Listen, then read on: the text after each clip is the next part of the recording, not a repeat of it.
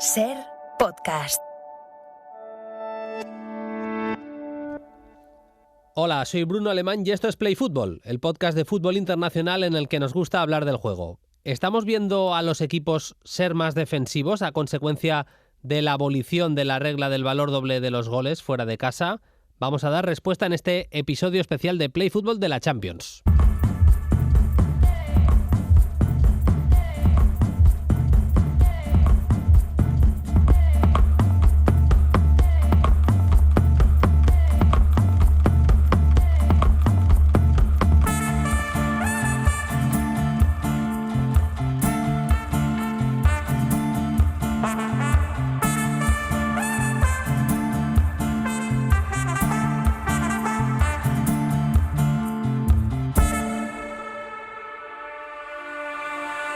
En 1965 se cambió la regla. Para evitar los planteamientos defensivos se impuso la norma del valor doble de los goles fuera de casa para desempatar las eliminatorias. Por aquel entonces tenía todo el sentido. Los equipos locales se sentían obligados a ganar, pero sin televisiones que dieran todos los partidos, los equipos visitantes se conformaban con salir vivos cada vez que tenían que visitar a sus rivales fuera de su estadio. 56 años después, la UEFA abole esa norma. Asegura que ya no tiene sentido y que es una norma que hace injusto el fútbol.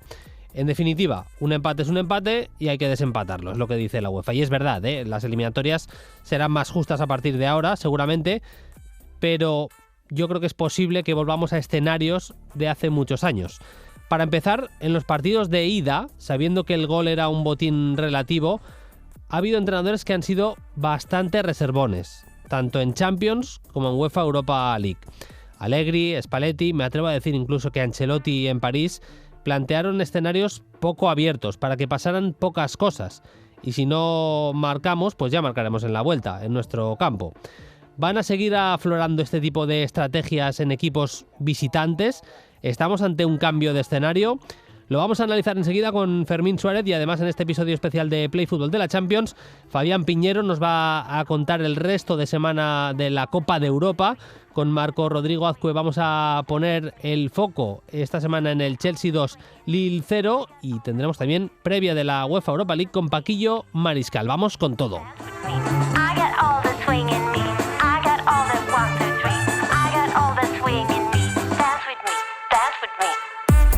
Fermín Suárez, ¿qué tal? Muy buenas. Hola Bruno, muy buenas. No sé si lo has percibido como yo, pero yo sí que empiezo a ver un pequeño cambio de tendencia a la hora de plantear los partidos. Luego iremos un poco más al detalle, pero una primera mirada. Fermín, ¿tú estás viendo a los equipos visitantes en esta ronda de ida de la Champions plantear los partidos de forma diferente a lo que seguramente habrían hecho si se permitiera todavía el valor doble de los goles fuera de casa?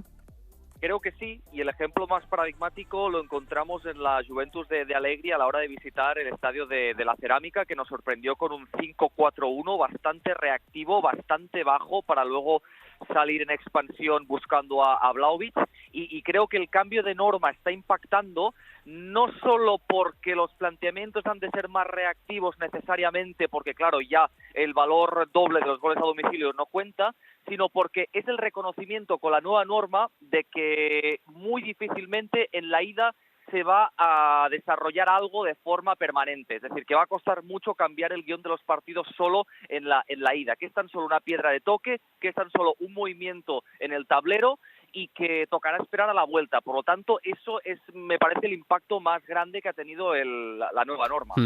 Ahí yo creo que hay varios casos, si cogemos ya los partidos, yo reconozco de Conference de la primera ronda enteros no he visto ninguno de Conference, pero de Europa League sí. Por ejemplo, el planteamiento del Nápoles, siendo el Nápoles un equipo que normalmente presiona un poquito más arriba, que quiere algo más de balón. A ver, no estaba el Barça de Xavi en un momento como para decir es imposible meterle mano presionando arriba y le vimos, a mí me dio la impresión también para lo que es Spalletti, con un planteamiento, no voy a decir rácano, pero Fermín, algo más tranquilo, más temeroso, más de ya lo arreglaremos en San Paolo, de lo que podría haber sido seguramente, sabiendo que si marcaran los Osimhen, Insigne y compañía valía por 2. Y esa sensación creo que la tenemos con los italianos. Te hablaba antes del caso de la Juve, ahora me comentas el del Napoli y le podemos sumar el Lazio de Sarri, Sí. que normalmente es un equipo más valiente, más propositivo, aunque es cierto que en la fase de grupos de la UEFA Europa League no ha tenido el planteamiento más atrevido y más protagonista de la historia, y creo que la Lazio estuvo mejor, pero coincido en que se están produciendo equipos que no, esa tendencia, ¿no?, de que hay equipos que normalmente asumen más riesgos, tratan de llevar más iniciativa, tratan de ser algo más amplios en la construcción, y estamos viendo ese punto de, bueno, vamos a dejarlo estar, vamos a dejar pasar un poco, a ver que el equipo proponga, se desgaste, estamos a domicilio y luego ya en la vuelta ante nuestra gente ya decidiremos, y creo que eso está imperando. No sé si hace que las líneas tiren más atrás o que el planteamiento sea más reactivo, pero sí que hay esa sensación que flota todo el rato en el ambiente de nada va a estar de forma definitiva marcado en el partido de ida. Sí, evidentemente se van a decidir muchas más eliminatorias en el partido de vuelta. Evidentemente va a haber bastantes más prórrogas, por una cuestión matemática pura y dura es evidente que va a ser así, incluso veremos alguna tanda de penaltis, eso va a hacer los partidos de vuelta igual un poquito más atractivos todavía de lo que lo eran antes, pero yo coincido con Fermín, ya no solo por ser temerosos, sino por que ya no hay ese impacto del gol fuera de casa del equipo en el primer partido que, por ejemplo, el gol de Vlahovic en la Cerámica el martes, claro, a los 33 segundos de una eliminatoria te marca un gol el equipo de fuera y parece que se ha acabado prácticamente la eliminatoria. Esa sensación yo creo que no imperó en el partido en Castellón y sí que me parece que es importante y que consigue lo que la UEFA buscaba. Fermín, que vamos a eso. La UEFA cuando saca la nota en junio comentando o explicando el cambio en la normativa, dice que es para hacer el fútbol más justo, que no acaba de ser del todo justo el hecho de que los goles fuera de casa valgan doble. Seguramente eso lo vaya a conseguir. Lo que no tengo tan claro es que no haya un retroceso. La norma se cambia hace unas décadas, se cambia para evitar que los equipos de fuera, antes el fútbol, Fermín, los equipos de fuera, los equipos visitantes eran más temerosos, no les importaba empatar los partidos y demás fuera de casa, en cambio los equipos locales se les suponía que tenían que llevar la iniciativa, que ser propositivos, que ir al menos claramente a por la victoria. Por eso se cambió la norma y se puso lo del valor doble para que los equipos fueran más valientes. Ahora se cambia para hacer el fútbol más justo. No sé si sí que da la sensación que corremos el riesgo de volver a lo de antes, a equipos bastante más temerosos. Mira, Bruno, yo cuando salió la norma no tenía claro cómo posicionarme, porque había un punto de la antigua norma del valor doble de los goles a domicilio que te obligaba a partidos súper épicos que te veías por detrás en el marcador, que te habían metido primero el zarpazo en tu feudo el rival, y entonces tenías que darlo todo, meter la sexta marcha, y vimos partidos absolutamente locos propios de Champions League, y realmente eso también tenía mucho atractivo y realmente me gustaba mucho, aunque es cierto que esa norma ha ido perdiendo fuelle con el tiempo, porque claro, ya los campos son todos muy estándar. Antes tenías que ir a según qué campos, en según qué estadios, y realmente notabas mucho la diferencia con respecto a lo que tú jugabas en casa, y ahí entiendo que tuviera un mérito superior el hecho de imponerte en un campo que tuviera unas condiciones que fueran muy muy diferentes, ¿no?, a las que más o menos tú competías habitualmente en tu liga. Y por ahí lo entiendo. Lo que pasa es que vamos a ver, o estamos viendo, partidos de ida en que cuesta ver realmente que haya una explosión, que haya un cambio, que haya algo que realmente sea muy muy rompedor. Sí que vimos una versión muy buena del PSG. También coincidió con un planteamiento algo prudente del Real Madrid. Por ejemplo, el Liverpool, que creo que hizo un buen partido, pero también lo hizo el Inter. Fueron simplemente 2 chispazos en el segundo tiempo. La DEA también, en UEFA Europa League, fueron 2 chispazos en el segundo tiempo. Me está costando ver una eliminatoria de ida, de Champions, de Conference o de UEFA Europa League, que digas, bueno, es que está siendo brutal, está siendo electrizante, le están metiendo un ritmazo increíble. No, hay un punto de, bueno, es que esto son 2 tiempos, y el primero no nos vamos a desgastar tampoco. Voy a acabar con unas declaraciones de Ceferin del día en el que la UEFA anuncia la implantación de esta norma. dijo Ceferín, el impacto de la regla va ahora en contra, de la regla, la que pusieron en 1965 cuando se implantó el valor doble de los goles fuera de casa.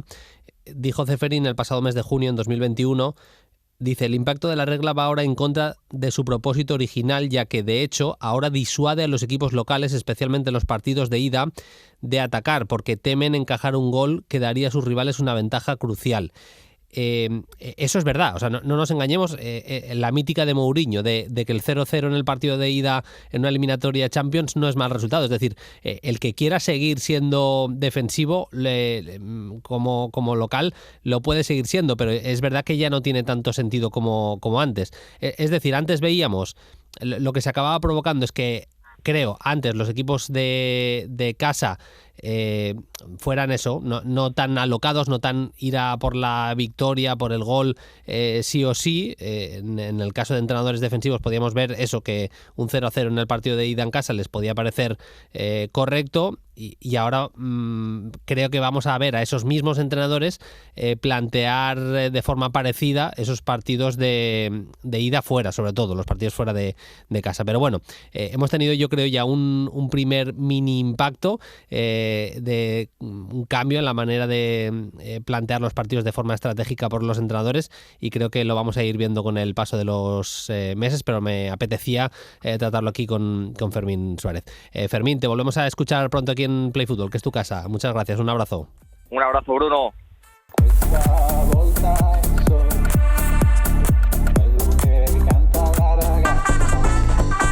Seguimos con más contenidos, enseguida vamos con Fabián Piñero, vamos a hablar de ese Villarreal 1, Juventus 1, del partido también jugado por el Atlético de Madrid contra el Manchester United, y muchos más contenidos. Vamos a poner el foco en el Chelsea 2, Lille 0.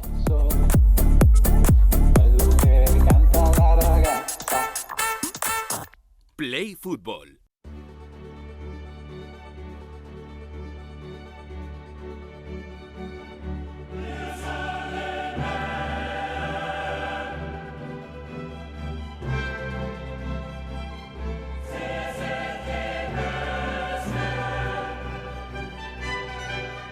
Vamos a repasar lo que ha sido esta semana, los partidos en concreto, y lo vamos a hacer esta semana, como os he anunciado antes, bien acompañados.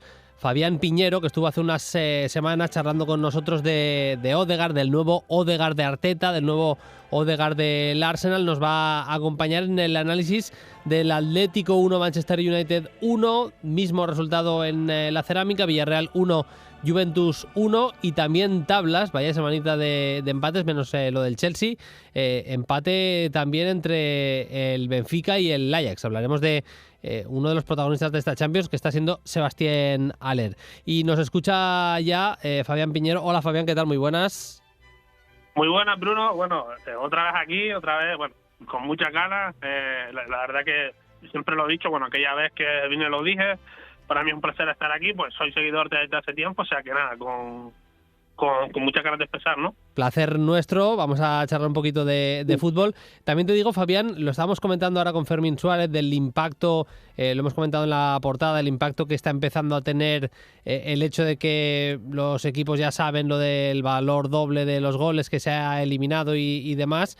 No ha sido tampoco, te diría, la semana más brillante de la... Hay cositas, evidentemente, rescatables, el partido de Joao Félix, muchas cosas interesantes, pero no ha sido la mejor semana al menos en cuanto a brillantez de la Champions, ¿eh? Sí, es cierto. Al final parece que, bueno, que en lugar de incentivar, bueno, incentiva quizás a los locales, pero a los de fuera sí que son algo más conservadores de lo que serían en etapas anteriores, ¿no? En la que sí valía ese valor doble, y sí que se está viendo, y que eso está repercutiendo en lo que tú dices, precisamente en no ver esas actuaciones de impacto, ¿no? Porque si vemos un equipo que es más ambicioso en su propuesta, ya sea desde lo defensivo desde el balón, y a partir de ahí pues pasa un poco esto, ¿no?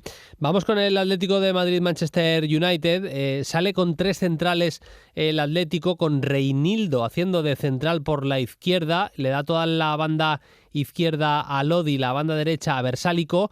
hace cambios en el centro del campo, no estaba Coque, pero es que además ni siquiera mete a Rodrigo de Paul, jugó con Herrera, con Kondogbia y con Llorente, luego me dirás tu impresión, pero a mí lo de soltar un poquito a Kondogbia, a presionar un poquito más arriba me gustó bastante, y Joao Félix y Correa arriba ante un Manchester United con una alineación un poco rara también, con Lindelof de lateral derecho, De Gea en portería, línea de 4, Lindelof, Varane, Maguire, Shaw, doble pivote para Freddy Pogba, aunque se soltaba más el francés evidentemente, Bruno Fernández media punta, Rashford, Sancho bandas y Cristiano como referencia arriba.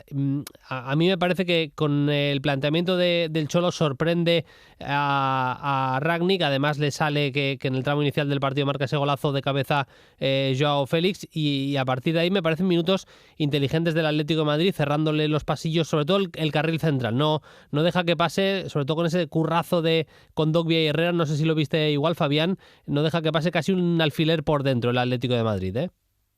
Sí, coincido en el tema de Kondogbia, sobre todo lo que señalabas antes, que al final sí que lo suelta un poco más para presionar, y esto es clave, Bruno, para que el United no pueda lanzar fácil, porque si algo sí tienen sus centrocampistas, que sí tienen esa capacidad para encontrar el largo, ¿no?, a su potente línea ofensiva luego corriendo los espacios al recuperar, ¿no?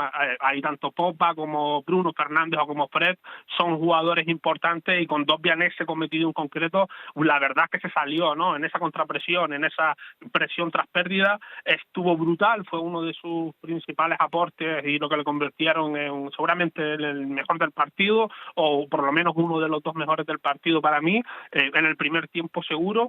Y lo que decías tú de que el Atlético fue muy inteligente, que estoy de acuerdo, creo que el Cholo, desde ese planteamiento que variaba su estructura defensiva, si presionaba en campo rival o si defendía en campo rival, más bien, que sí mantenía ese 4-4-2 más arquetípico del Cholo en etapas anteriores, Sí. en la que yo creo que fue muy relevante el tema de que la doble punta estuviese muy junta sobre mediocentros, que sí que liberaban un poco más a los centrales, porque al final creo que el United tiene esa carencia en primera línea para filtrar por dentro, Varane es un central limpio en salida, pero no es incisivo, y Maguire prácticamente solo suma realmente pasando el largo, ¿no? Entonces, desde ahí pues ya tenía un motivo para que esto fuese así, para que el que no recibiese solo fuese el mediocentro, que sí puede tener un poco más esa habilidad, y cuando pasaba a campo propio pues ya también se mantenía lo que comentabas, ese 5-3-2, esos tres centrales, que al final se adecua bastante también, yo creo, a los desbordadores exteriores que tiene el United, tanto Sancho como Rashford, que son los que jugaron, pero también Greenwood, ¿no?, o otro tipo de jugadores que no estuvieron en el 11 en esta ocasión, y teniendo al final a estos carrileros, tienen a su par cerca, que es algo que al final promueve el no darles espacio, el no darles tiempo para maniobrar, y ahí el Atlético también, como tú decías, protege bastante el carril central, porque al final está juntando a 6 hombres entre centrales y centrocampistas en una zona que el United suele poblar bastante, ¿no? Y bueno, eso es algo que le permitió bastante en lo defensivo pues controlar el partido, que yo creo que fue lo que hizo durante casi todo el encuentro, la verdad, y fue muy fue importante, ¿no? Creo que fue acertado, y que además era adecuado para lo que no tiene el United, mejor dicho, o sea que bien por el Cholo, yo creo, ¿no? Lodi le gana la partida claramente a Lindelof, además de que el sueco no tenía ninguna ayuda de Jadon Sancho.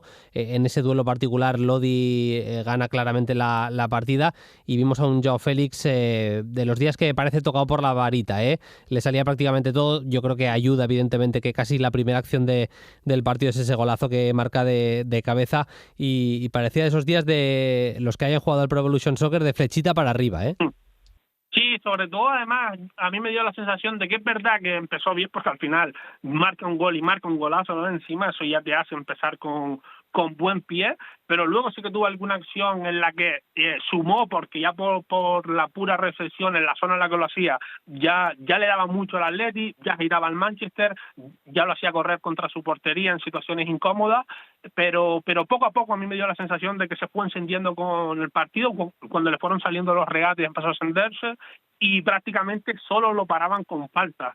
Y además, Bruno, el tema de que el Cholo acompañó a Joao Félix precisamente de Correa, que es un perfil similar en cuanto a que son dos jugadores con mucho giro entre líneas, también es coherente con la oposición encontrada, porque al final, si te fijas, Bruno, el Cholo yo creo que ahí metió a dos giradores y dos receptores entre líneas. Probablemente al que más actividad tiene, que es Correa, y para mí al que más talento tiene, que es Joao, ¿no? En ese caso, ante estos centrales, ante Varane y Maguire, que tienden tanto a regular, porque al final Varane es un corrector brutal y también un defensor de área bastante sólido, ¿no? En general, pero sí que no tiene esa anticipación que sí tenía su compañero Sergio Ramos o que sí tiene ahora Militao en el Madrid, ¿no? Por citar dos casos de compañeros de saga, y que Maguire tampoco, ¿no? Mucho menos. Maguire es un jugador, es un central muy inglés, es muy de que prácticamente lo que es relativamente fiable, entre comillas, es defendiendo juego directo y defendiendo centro lateral en el área, pero que sí que tiende a regular por inercia, por idiosincrasia también en general, por los centrales ingleses en general suelen ser ahí, así.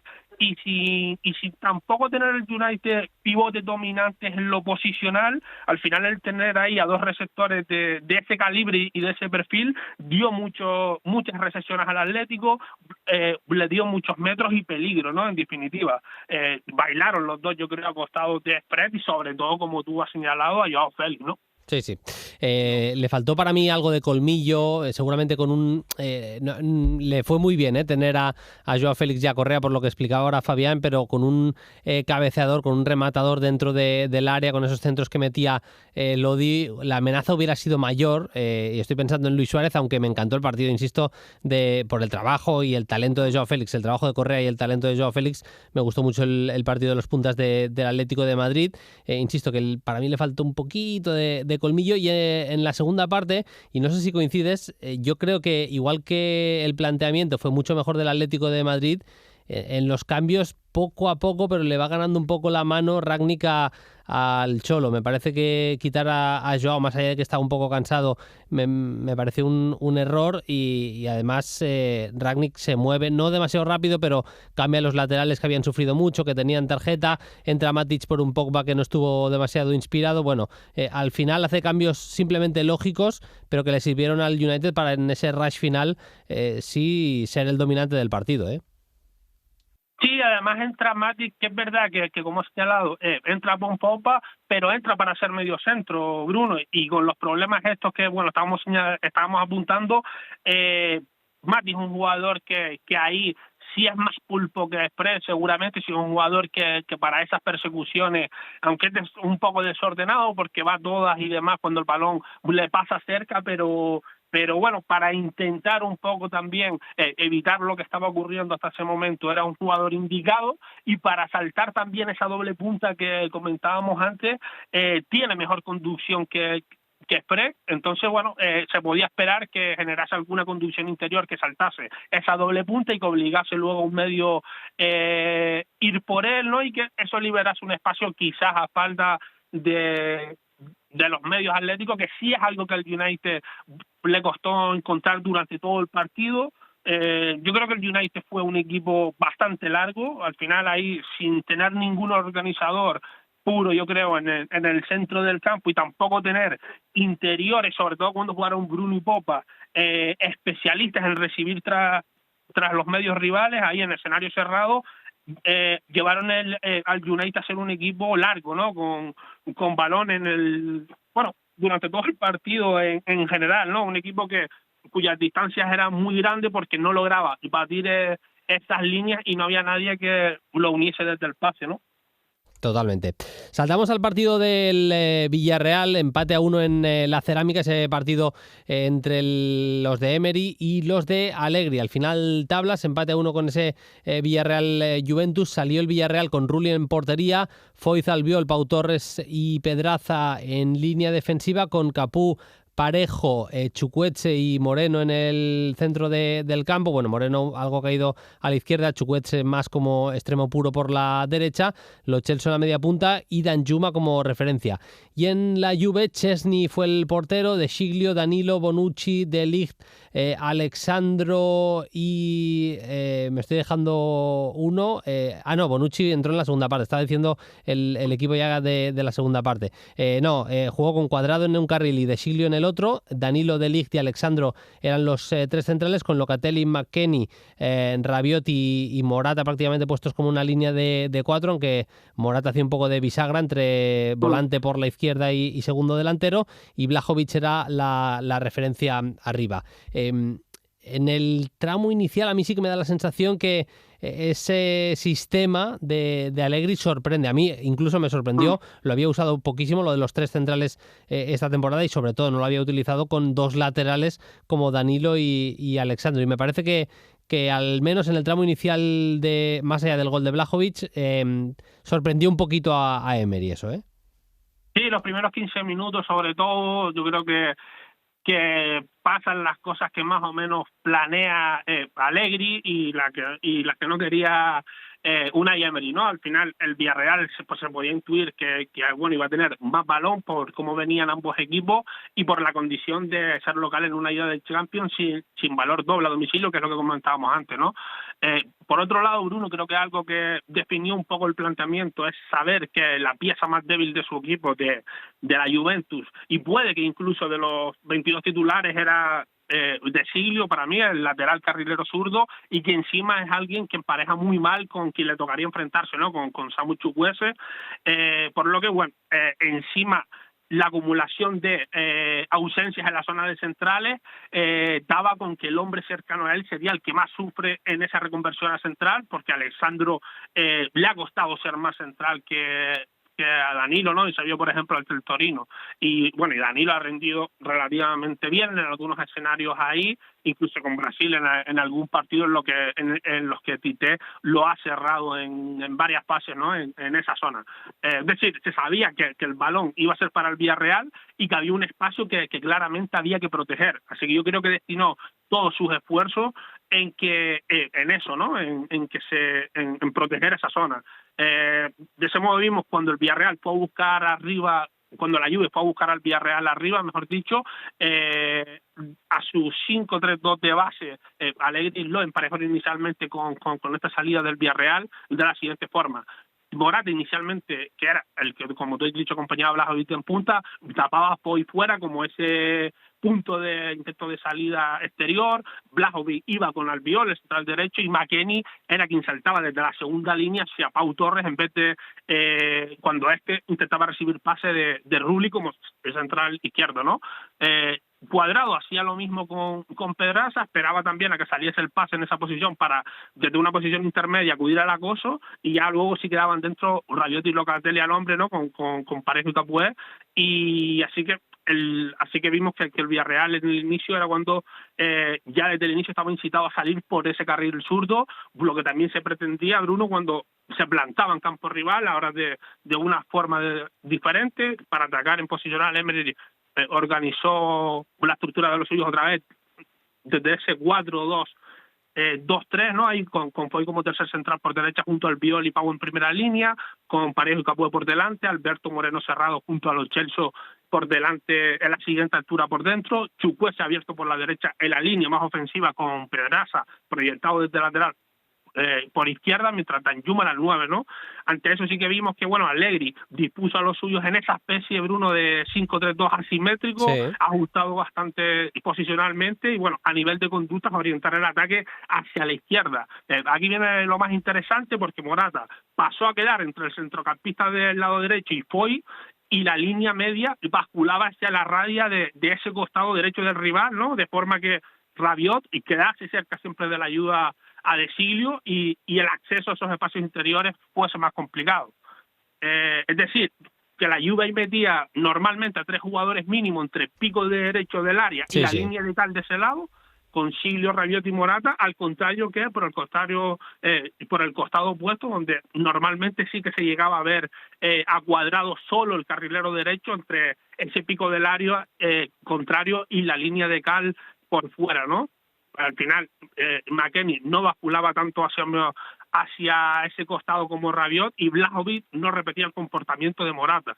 Y al final, Bruno, hay que pensar que todo esto es algo normal, porque al final Pau no gana tanta altura por fuera como Foyt, Claro. Pedraza amenaza menos en el 1 contra 1 que Chukwueze, y después Alberto Moreno no es tan bueno dejándose ver y maniobrando dentro como los Celso por el otro lado, ¿no? Pero es en la segunda parte cuando Unai Emery hace modificaciones que sí que acaban, no justo en el inicio del segundo tiempo, pero luego van teniendo su peso en el partido, ¿verdad? Sí, sobre todo, bueno, lo primero fue el cambio en la presión, que pasó a ser un Villarreal más agresivo, pasando de un 3 contra 2 de los centrales contra Danjuma y los Celso en el primer tiempo a un 3 contra 3 en el que Alberto Moreno era esa pieza que, bueno, adelantaba su posición, ajustando luego el resto del equipo, igualando un poco el dibujo con Chukwueze y Pedraza como contra los carrileros. La pareja de pivotes iba contra Rabiot y Locatelli, mientras cerraba Foyt con centrales, ¿no?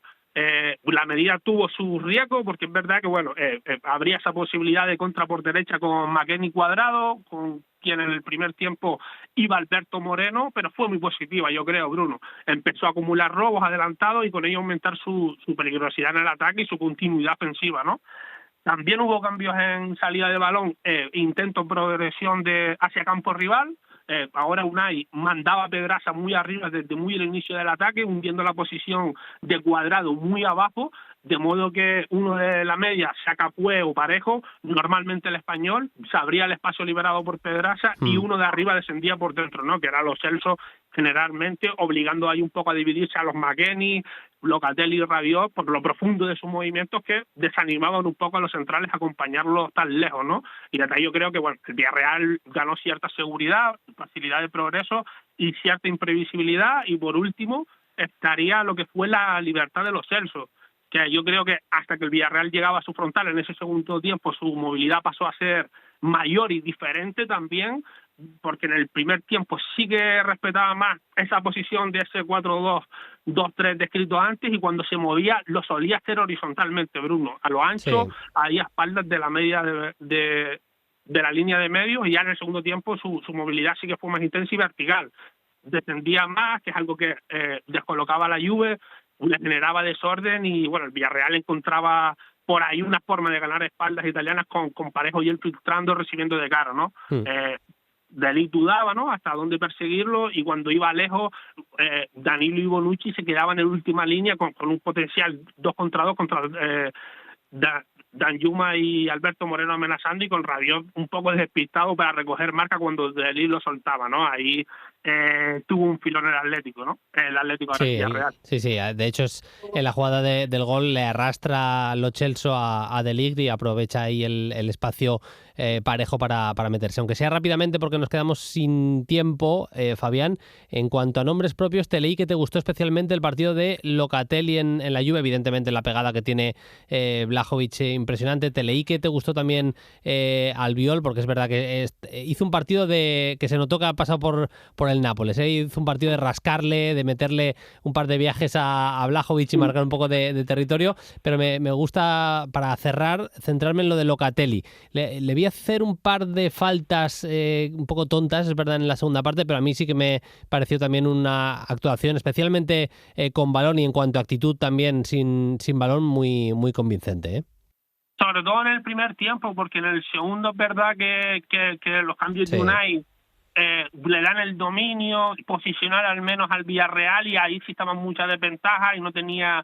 y sí se le complicó más, pero para mí en el primer tiempo fue el mejor jugador del partido, fue muy importante para saltar presiones que con el modelo anterior no fructiferaban, ¿no? Pero también tuvo que ver, aparte de que no hubo ese encaje que sí hubo en el segundo, esa individualidad tan fuerte, ¿no? Conectaba los hilos del pase desde posiciones además muy lejanas, siempre estaba unido, ordenaba la salida, incluso lanzaba el espacio tras la defensa, Bruno. El Villarreal, yo creo que durante todo el primer tiempo no pudo defenderlo, Luego fue cambio, yo creo, porque el ajuste de Unai antes comentado, ya digo, su equipo estaba siendo muy superado en salida contra esa presión del Villarreal, no le duraba el balón después al salir de ahí, y por alguna razón Allegri nunca alinea junto a Artur y al italiano, ¿no? Sí. O sea que, bueno. Yo me imagino la mejor versión con balón del centro del campo de la Juve y me los imagino juntos, a Locatelli y a Artur. Pero es verdad que está tirando poco de ellos, Allegri. Sobre todo es que le está dando poca bola a Artur, no nos engañemos. En el otro partido, disputado ayer, empate a 2 en Daluz, empate entre Benfica y Ajax. Empezaba ganando el partido del Ajax con un gran gol de Tadic, lo empataba con un autogol de Sebastián Haller. Qué jugador Haller, cómo entiende el juego, más allá de los goles, que es un jugador limitado técnicamente, pero entiende muy bien el juego y es un rematador. Es que al final es un delantero que está firmando un año impresionante en la Champions, 11 goles en sus 7 primeros partidos en la Copa de Europa, que no había disputado nunca, recordémoslo, esta competición. Al final, por empuje puro, acabó empatando el partido del Ajax. Yo creo que sigue siendo favorito, acabó empatando el Benfica, sigue siendo favorito el Ajax de cara a la vuelta. Fabián, ha sido un placer charlar contigo de fútbol, charlar de esta semana Champions, y esperamos volver a hacerlo en otra ocasión. Un abrazo y hasta la próxima. Nada, Bruno, cuando quieras, un abrazo a todos.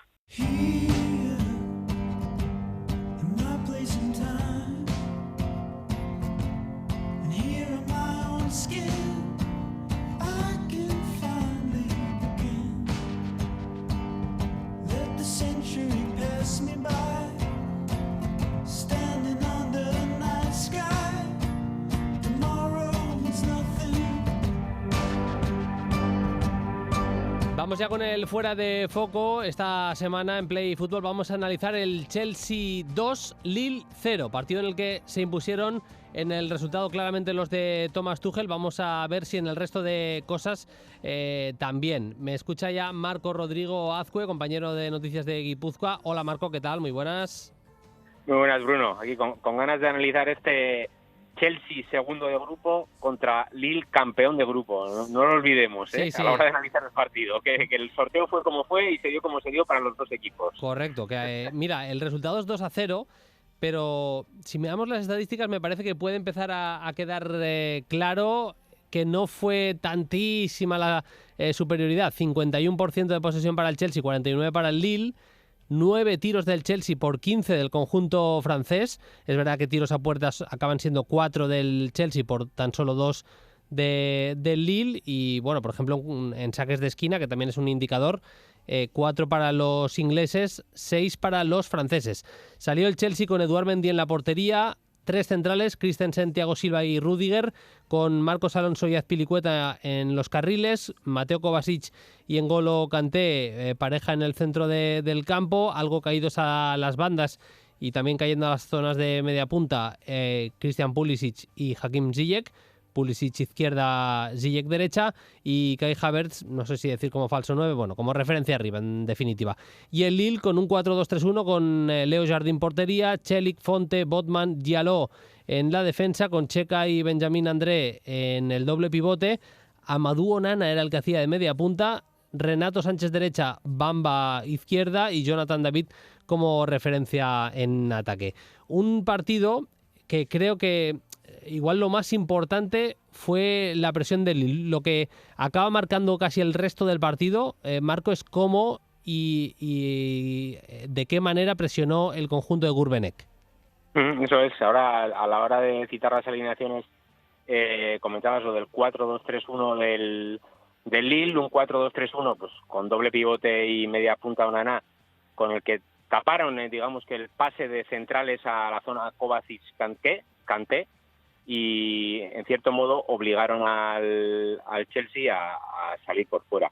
El Chelsea aceptó la invitación, salió por fuera, y ahí era donde el momento en el que el Lille activaba una presión también bastante arriesgada dentro de un contexto de bloque alto de los franceses, en la que el extremo Renato Bamba apretaba su central, y para mí la clave del partido estuvo en que los laterales, tanto Chelik como Diallo, saltaban muy arriba a por Azpilicueta y a por Marcos Alonso.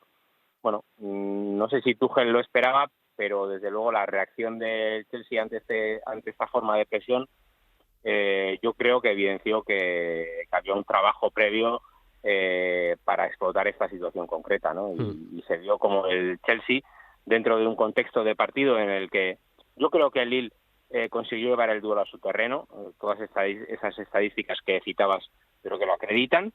Se vio un tipo de partido que quería Gourvenek, pero también tenemos que subrayar que el Chelsea tuvo, yo creo que trabajo previo, calidad y mecanismos para salir de esa presión tan alta que planteó el Lille, y que en cierto modo le dio resultado a los franceses, porque ya te digo que incluso en índices de posesión el partido fue muy parejo, pero se expusieron ante un rival que si te engancha, te mata. Claro. Y consiguió enganchar. Es que la cuestión, Marco, es que sí que daba la sensación que el Chelsea quedaba expuesto a muchas situaciones límite, muchas situaciones en las que prácticamente si había una pérdida en esa zona, pues olía a ocasión clara del Lille, pero ya fuera mediante acciones individuales de muchísimo talento, de mucha calidad, o movimientos colectivos, los de Tuchel encontraban soluciones para que eso no acabara pasando nunca.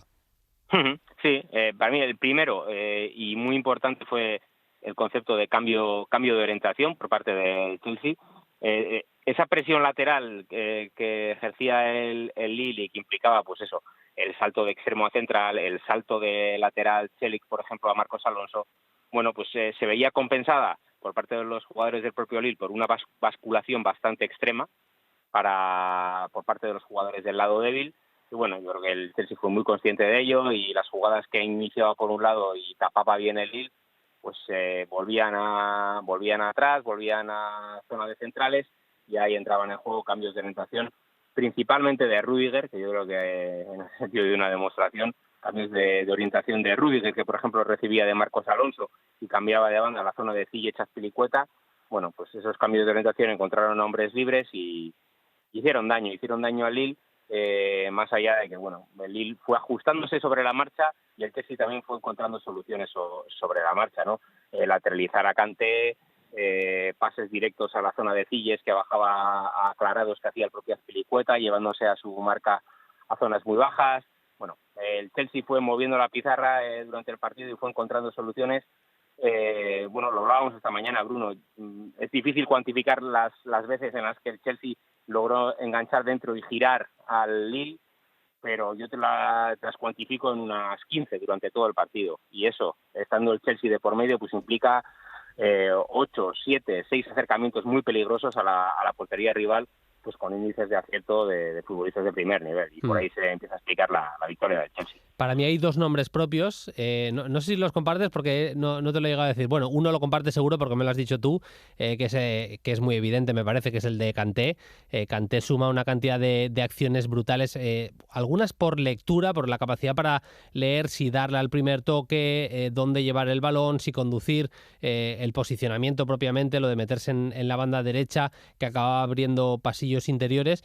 Y el otro es Ziyech, por lo que dices, porque muchas veces acaba aprovechando el trabajo colectivo, pero lo aprovechaba él con su talento, y en otras ocasiones porque era un poco la vía de escape, y con un toque suyo brutal pues descargaba y montaba una acción de transición propiamente del Chelsea, es decir, sin brillar en lo suyo, que básicamente es Ziyech, o sobre todo es un futbolista de último pase, de última acción, de último tercio de campo, sin actuar especialmente en esa zona del campo. Para mí tuvo varias acciones en la primera parte Ziyech brutales. Sí, para mí es una buena noticia, ¿no? A los que nos gustaba Ziyech, el Ziyech del Ajax, que era un jugador que aglutinaba mucho juego, muchas cosas de las que pasaban en el campo giraban a su alrededor, y bueno, el martes se le vio en un registro distinto, pues interviniendo menos, pero interviniendo con mucha precisión, digamos que sumando al colectivo, ¿no? Siendo uno más en el engranaje del Chelsea de Tuchel, y eso dentro de un proceso en el que al marroquí le ha costado adaptarse al nuevo club, al nuevo equipo, al nuevo entrenador. Pues bueno, siempre es una buena noticia. Y respecto a Kanté, pues nada, confirmar todo lo que dices y poner como ejemplo quizás la acción del gol de Pulisic, ¿no?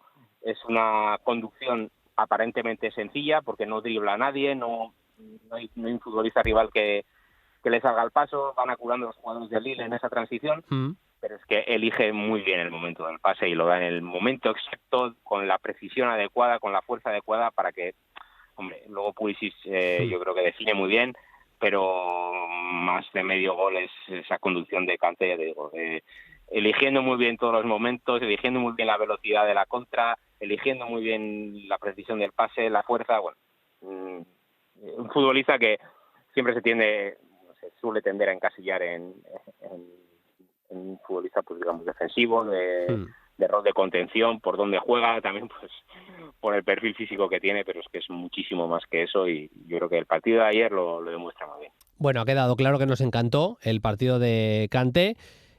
Pero luego daremos algún nombrecito del Lille en positivo porque tuvo varios, pero sobre todo o especialmente uno.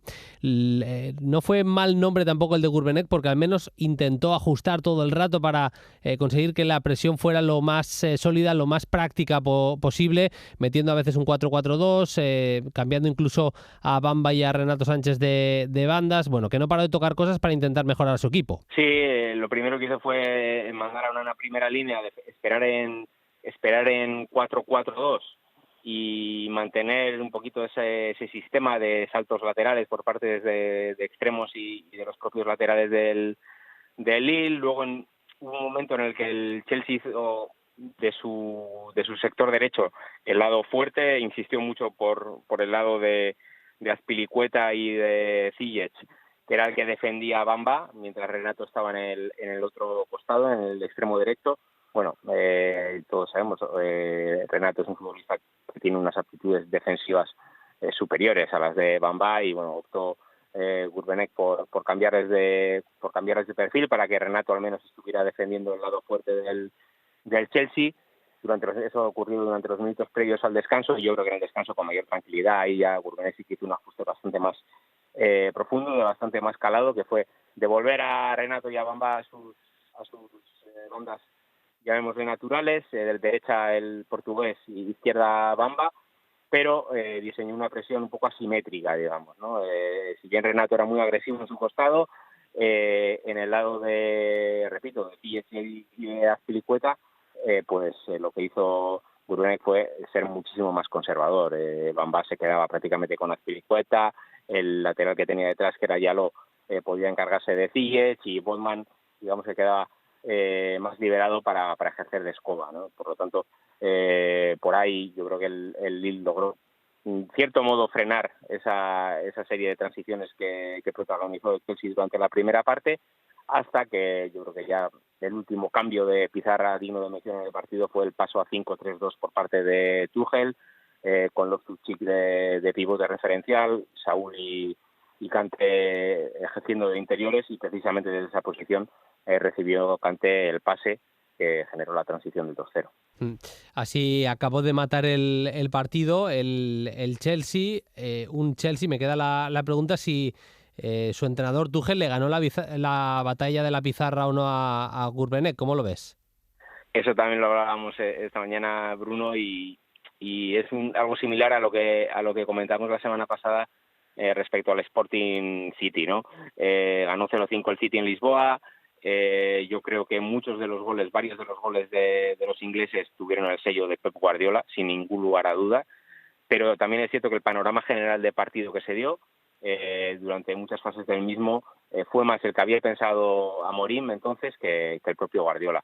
Entonces lo dejamos en una especie de empate, ¿no? Porque se dio el tipo de partido que en cierto modo quería el Sporting y sin embargo la habilidad de Pepe en la pizarra pues generó goles y llevó a su equipo a la victoria. En este caso podemos decir algo parecido, ¿no?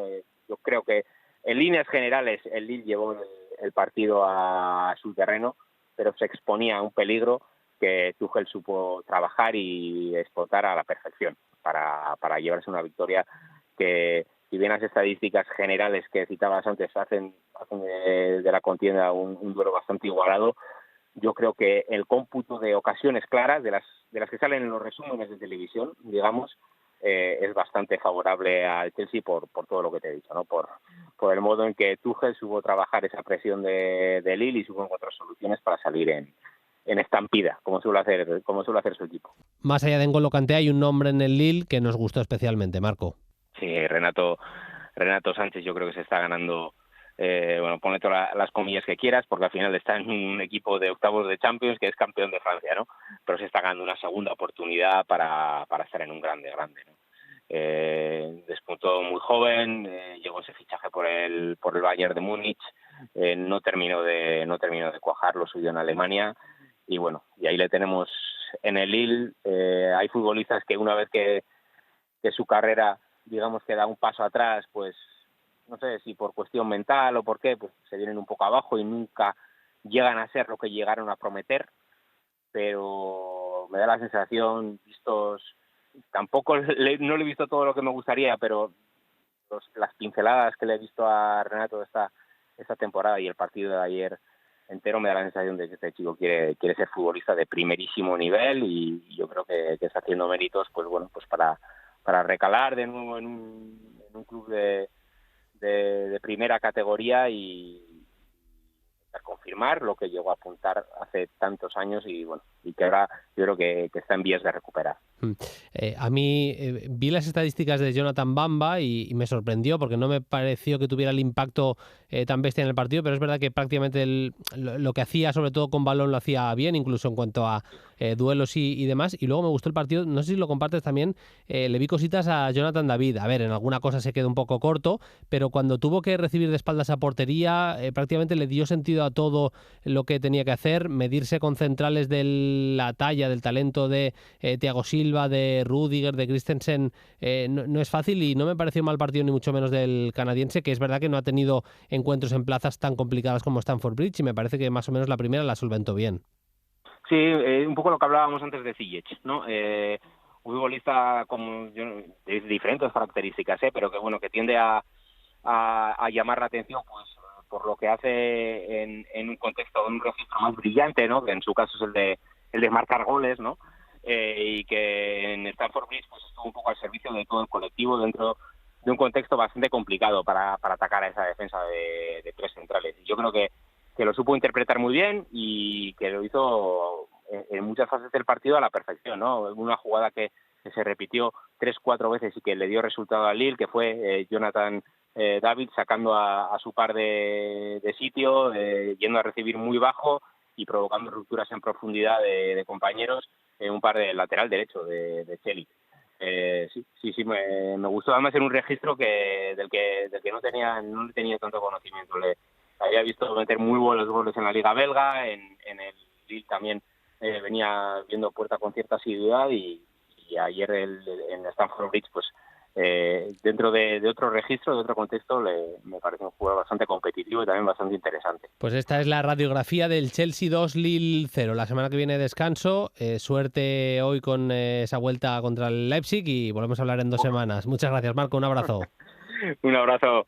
Y vamos a cerrar con la Europa League. Primero con los partidos de los españoles. Hoy, jueves 24 de febrero, vamos a tener una jornada importante para el Betis, el Sevilla, el Barça y también para la Real Sociedad. ¿Qué podemos esperar? Claves de los partidos de los españoles. Paquillo Mariscal, ¿qué tal? Muy buenas. Hola Bruno, ¿qué tal? Napoli-Barça. Creo que la clave está en las bajas de los partenopeos, las bajas ofensivas, ¿no? Porque sin Insigne, Politano, Irving Lozano, más lo de Lobos, clase de máquinas, se queda un equipo de mínimos. Además, que inventa Spalletti, porque pierde muchísima creatividad y electricidad a los últimos metros. A ver si entre el Mas, Fabián, Oxygen y Mertens son capaces de doblegar a un Barça que viene creciendo y además tiene a un Ronald Araujo disfrazado de superhéroe en defensa. Real Betis Zenit. Para mí la clave aquí está en cómo el Betis va a poder controlar el juego directo hacia Ciubba, ¿no? Uno de los principales mecanismos del equipo de Semak es ese balón largo, ese desplazamiento de Rasiski y Wilmar Barrios hacia el gigantón ruso, ¿no? Que pone a correr a los Claudinho, Malcolm, a los llegadores de segunda línea. Y creo que es el principal argumento ofensivo de los rusos y algo que tiene que controlar muy bien el equipo de Pellegrini. Dinamo de Zagreb-Sevilla. Bueno, infinitamente superior el Sevilla, evidentemente, pero la clave aquí está en Orsic, el jugador más talentoso de los croatas. Además, el Sevilla viene con muchas bajas en el sector derecho, ¿no? Sin Montiel, sin Rekic, con un Navas recién salido de la lesión. Vamos a ver por qué Orsic se mueve muy bien por ese extremo izquierdo tirando la diagonal. Y cualquier tipo de capacidad de levantar eliminatoria por parte del Dinamo de Zagreb pasa por las botas del talentoso mediapunta. Real Sociedad Leipzig. Para mí la clave aquí radica en cómo los de Alguacil son capaces con sus centrocampistas, interiores, mediapunta y demás de dormir el juego. Necesitan un ritmo bajo, necesitan tocar de lado a lado y sobre todo no entrar en esa trampa que busca Tedesco de atraer la presión a partir de su defensa para después poder correr a la espalda de los centrocampistas rivales, ¿no? Si entran en ese vértigo y frenesí que buscan los alemanes, los Nkunku, Szoboszlai, etcétera, pueden correr y devoran espacio y ahí son muy peligrosos. Y cerramos con el resto de compromisos de vuelta de este playoff previo a los octavos de la UEFA Europa League, también con Paquillo. Olympiacos-Atalanta. Para mí la clave aquí radica en saber qué plan de partido va a buscar Gasperini. Si vamos a ver una DEA más contemplativa, especulativa y que va a jugar con el resultado a favor, o si por el contrario la Atalanta va a presentar su estilo de siempre, ¿no? Esas marcas individuales, presión alta, ritmo frenético. Vamos a ver qué quiere Gasperini. Porque es cierto que Olympiacos cuenta con jugadores como Masura, Onyekuru, que si vemos a la de siempre, son capaces de girar presiones, saltar marcas y poner a correr a los del Pireo. Sporting de Braga, Sheriff. Bueno, creo que aquí lo importante, sobre todo, es si Carlos Carvajal ha trabajado con su equipo para que dé de verdad una imagen real y no la decepcionante, dramática y grisácea imagen que dio en el partido de ida, donde el Sheriff lo bailó por sensación y por resultado. Un Sheriff que ha perdido a Castañeda o a Constanza y que sin embargo compitió muy bien, pero hay que decir que Abel Ruiz, Horta o Medeiros son jugadores con un talento como para darle la vuelta al marcador. Lacho Porto. Bueno, creo que la clave está en cómo va a sustituir Sarri a Pedro y a Zaccagni, dos bajas estructuralmente muy importantes en los últimos metros, sobre todo teniendo en cuenta la poca profundidad de plantilla que tiene esta Lacho, una Lacho de mínimos que también tiene problemas atrás con en mal momento y que creo que tienen que decir mucho Luis Alberto o Milinkovic-Savic si quieren dar la vuelta a este marcador, porque el Porto demostró ser un equipo muy serio y que francamente está ahora mismo por encima de los de Roma. Rangers Dortmund. Bueno, la clave, por supuesto, prácticamente de esta eliminatoria de toda la temporada del Dortmund es su defensa, ¿no? Una defensa que son un flan, que son súper frágiles y que encima para este partido no podrán contar ni con Zagadou, ni con Akanji, ni con Meunier, ni Morey. Se viene con toda probabilidad una línea de 3 de Marco Rose y Hummels y vamos a ver cómo equilibra el técnico alemán para que, a la vez que se expone porque tiene que ir a buscar goles, tampoco deje mucha espacio a su espalda, ¿no? Porque a campo abierto Morelos, Ken, Aribo, los laterales de este Rangers como Tavernier y Barasic son súper peligrosos. Las claves para disfrutar de la jornada de la UEFA Europa League con Paquillo Mariscal. Nosotros nos vamos, volveremos el lunes con más Play Fútbol. Hasta entonces, sed felices, adiós.